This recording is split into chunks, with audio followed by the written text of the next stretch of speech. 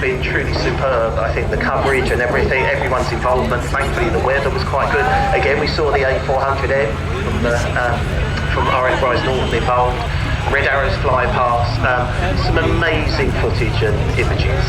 But not that I was there, obviously, but it's really in keeping. It really takes you back. Two Quantity 2 Hawks from Royal Air Force Valley. The Royal Air Force's advanced training aircraft. These are T2s. I'm expecting 2 fly pasts. You will see other Hawks, red ones a little later on. But there's also, I think, 4 Hawks on the ground. Again, about to see is what we call the T2 in Royal Air Force service, basically based on the Hawk 128, a much later version. It dates back to when the Royal Air Force was looking for a replacement to its advanced trainer, which at the time was the NAT. Again, we'll see a little bit more later on. It was going to be the Jaguar, of course. It's amazing to think with all these Jaguars here that a lot of the original requirement for the Jaguar was as an advanced trainer.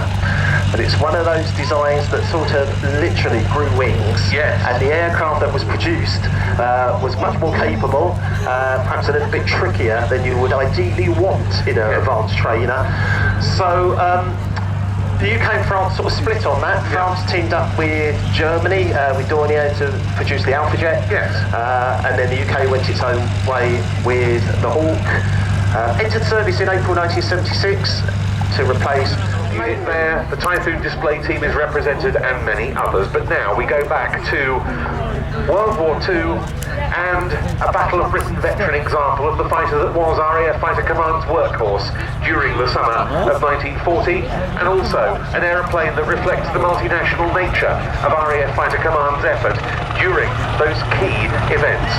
This was an aircraft delivered to number 253 Squadron of Fighter Command, which made various moves that summer, ending up at one of the key sector stations within number 11 group in the southeast of England at Kenley, near London. Battlefield in particular, as the Allies advanced through Normandy. You can go and have a look up close to those aircraft in their D-Day stripes. Also an example of the Spitfire 9, one of the main marks used on D-Day, provided by its owner Mark Bennett. That was an aircraft that actually made its post-restoration show debut here in the Static last year in its desert camouflage scheme, so you can go and have a look at up close at that as well. And I think Mark has been around the aircraft to talk to for much of the time also. And then away to the far right-hand side of the crowd line, we have a very large presence from the Royal Auxiliary Air Force, who are celebrating 100 years of voluntary service with the Royal Air Force. Lots happening on the ground there, all centred around Cosford base, number 605 Squadron, Royal Auxiliary Air Force. But it is time to look away to your left-hand side. One of those extra special items we had for you this afternoon. As I'm sure you'll notice, it's not just one helicopter, it's not just a Wildcat. There is a Wasp there as well. This will be the Wildcat solo display. That's a nice little formation start. It's a little extra. Between these two, we're sort of spanning 70 odd years of fleet, air arm, rotary aviation. The Wasp dating really from the 1950s, and the Wildcat very much the shipborne helicopter of today. Thinking back over the years, I think many of us can remember the Black Cats as a 2-ship. Very, very much loved display. Haven't been able to do that for a while. Indeed, they haven't been able to offer a solo aircraft every year. So it's a delight to welcome them back. We mentioned at the start we were hoping to have the earlier generation Lynx here. Unfortunately, that was one of the aircraft that we lost on the way in to the show. But what a great sight this is on the right-hand side. Something you don't see very nearest to you. And then slightly further over, the much smaller Wasp.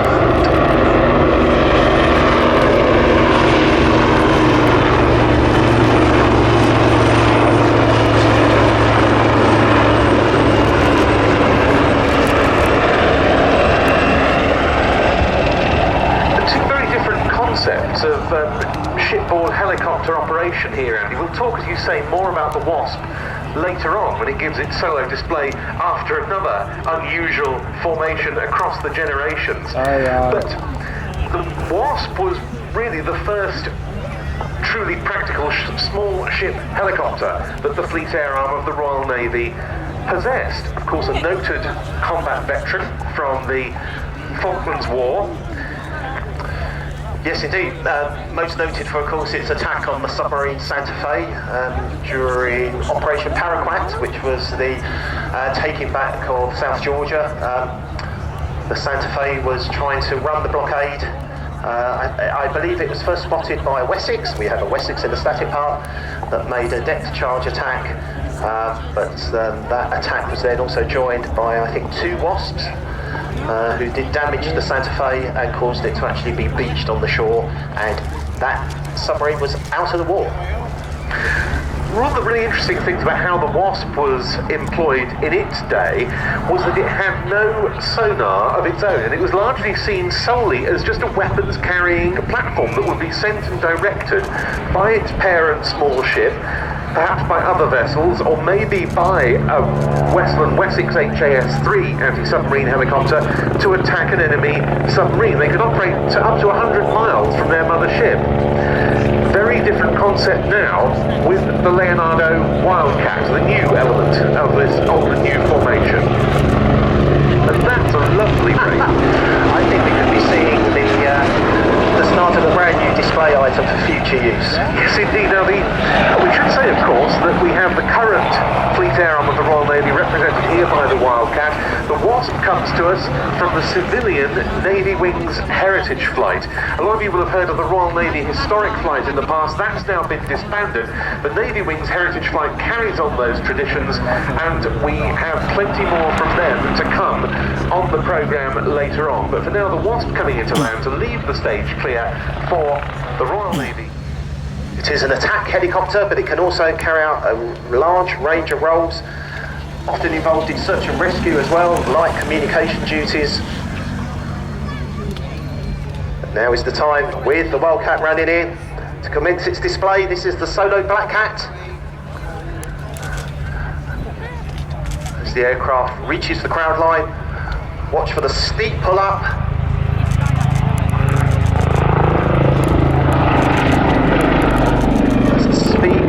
The aircraft will come into the hover for the first of its, I think it's fair to say, its characteristic manoeuvre. The nose over.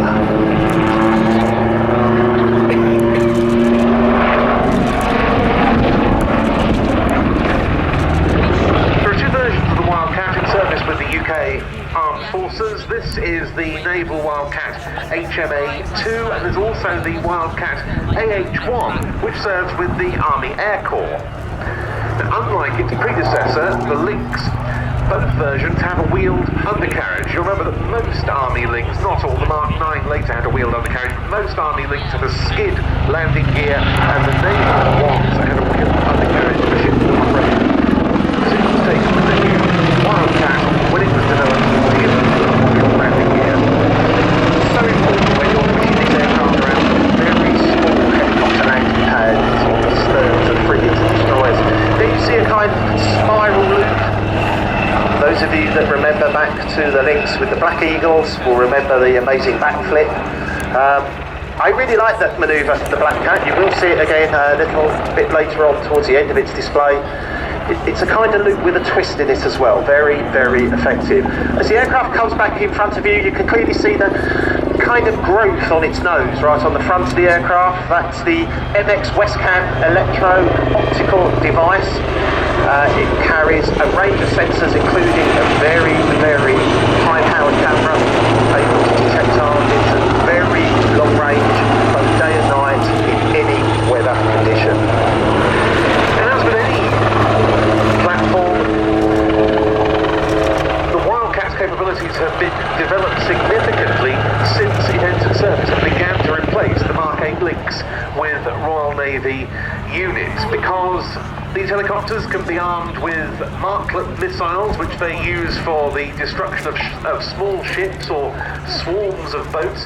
They've got the Stingray torpedo for anti-submarine work, and they'll be introducing in the near future the Sea Venom missile, which will be used against larger surface targets, I should say, such as corvettes or frigates. And then in the door, the Wildcat can have mounted a .50 caliber machine gun, and on board it can carry Royal Marine sniper teams, for example, for the knocking out of a drug smuggling boat.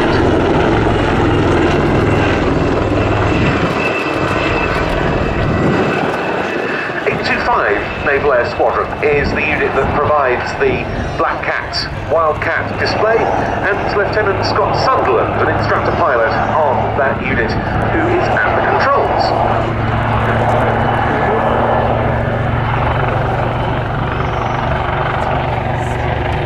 So here we see the first part of a flat 270 degree manoeuvre back onto the B axis, then the same mirror image, 270 again, around to reposition.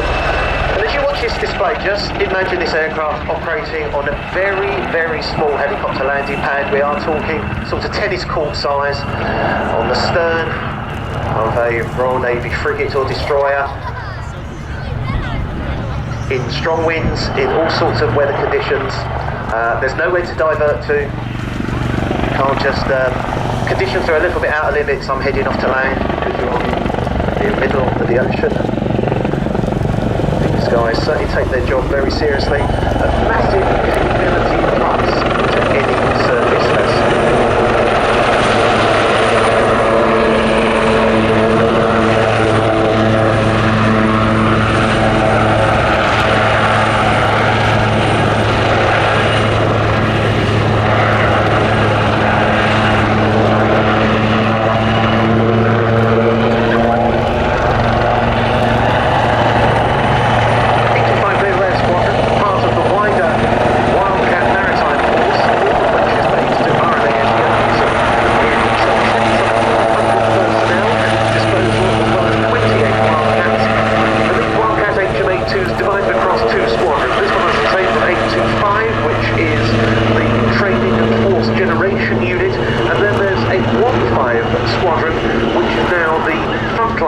Operational unit.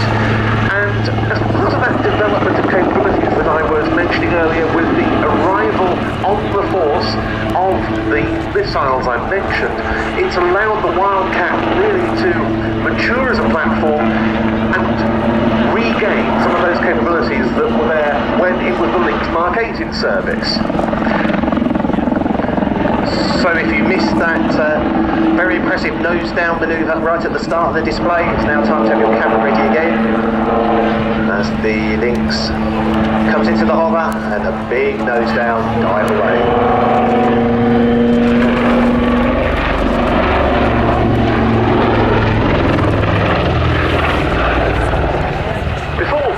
Capability was achieved with the weaponry that equips the Royal Navy Wildcat Maritime Force. They were, of course, still operational in other areas. For example, performing humanitarian aid support missions, disaster relief following natural disasters such as hurricanes, counter-piracy and anti-drugs smuggling out in the Gulf, and so forth. But now the real bread and butter, the raison d'etre, is back. And here the aircraft is putting up for another one of these kind of spiral routes. It looks like it's actually a loop. Just a little turn over the top. Brings the aircraft back perfectly into the A-axis. Very different machine this from the Lynx that preceded it, although there are some superficial similarities, and it originally became known as the Lynx Wildcat, now solely known as the Wildcat.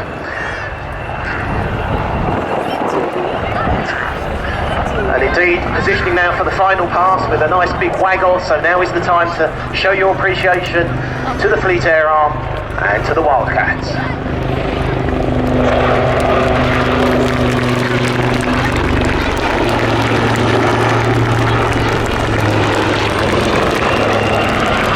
But as Lieutenant Scott Sunderland completes his sequence on the Wildcat, HMA.2, it's back to Warbirds that we turn, and 2 reflecting in particular the recent 80th anniversary of D-Day.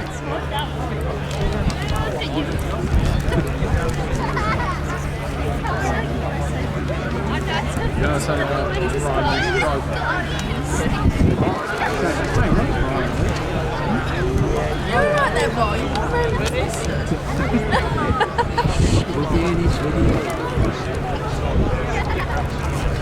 And indeed, when we look back at the air power roles of the immediate lead up to D-Day and on D-Day itself, we think of the strategic bomber forces of both the UK and the United States Army Air Force that we used en masse to attack coastal targets.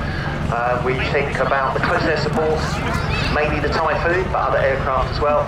Obviously the massive transport lift, the DC-3 Dakota priming that, but also the various gliders, the airspeed Horsa, the Hannum car, of course, which was the huge one, capable of actually delivering a 7-ton tank into the field.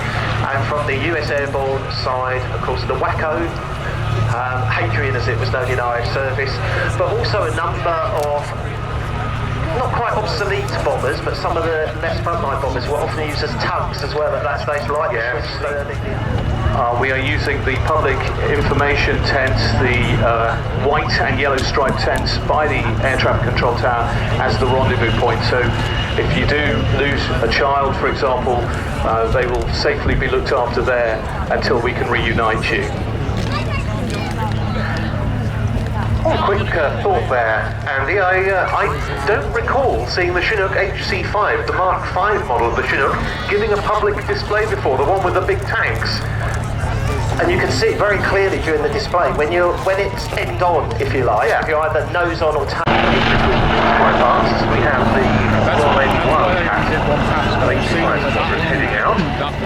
Quite a nice illustration here of relatively recently added fleets to the UK military, the Atlas, the Wildcat and the Voyager.